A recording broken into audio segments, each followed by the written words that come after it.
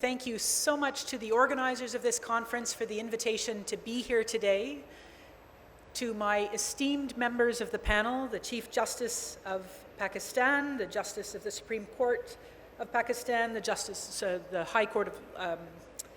Chief Justice of the Lahore High Court, and my others.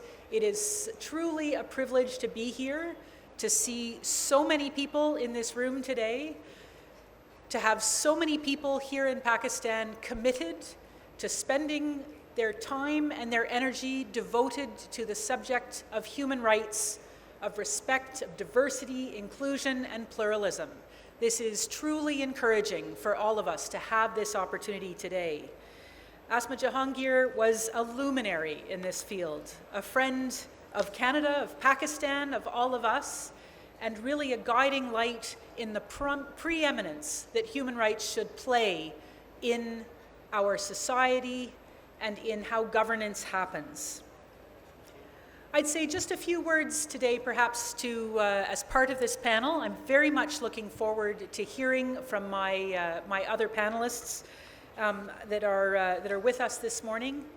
But I think first and foremost, this is supposed to be initially an opportunity to talk about the role of the judiciary in human rights. And the judiciary plays an incredibly important role in the triumvirate of institutions that govern a nation: the executive, the legislative branch, and the judiciary, especially in a parliamentary democracy like is Pakistan, or a parliamentary democracy like we have in Canada.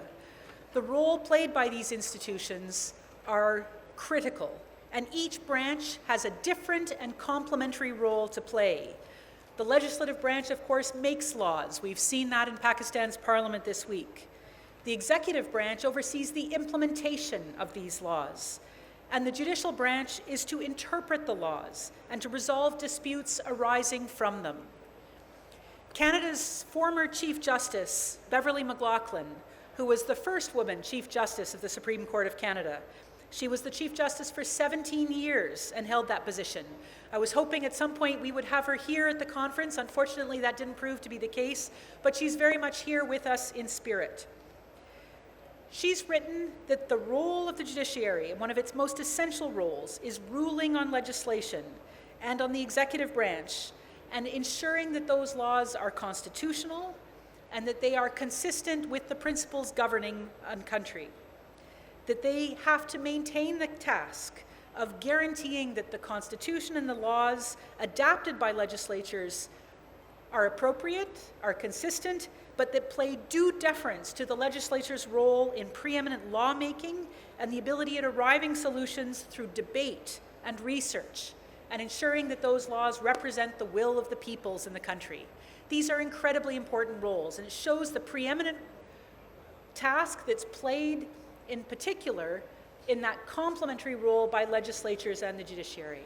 This is something that I think we can all spend some time thinking about, and ensuring that as laws are passed that embody the principle of the international obligations for human rights, of the respect for peoples, that they are then implemented effectively.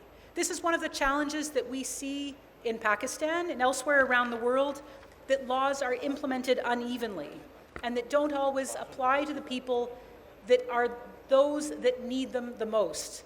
My colleague Andrula has just mentioned the very vulnerable populations of women and girls that exist here in Pakistan.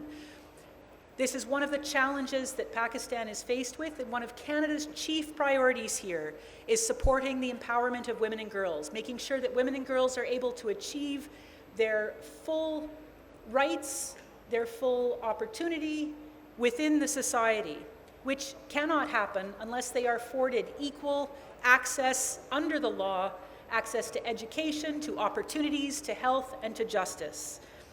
We strive very hard to work with our partners here in Pakistan to make this happen.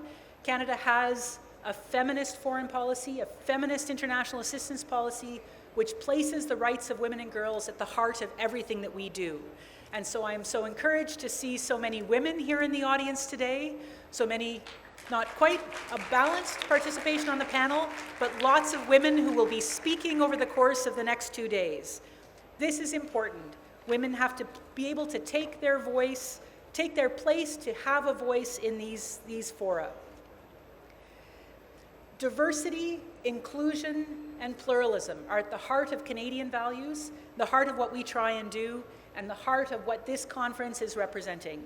So again, I'm so pleased to be able to be here today. I'm looking forward to listening to all of you, to the panelists, and really encourage you to take this opportunity and have your voice heard. Thank you very much.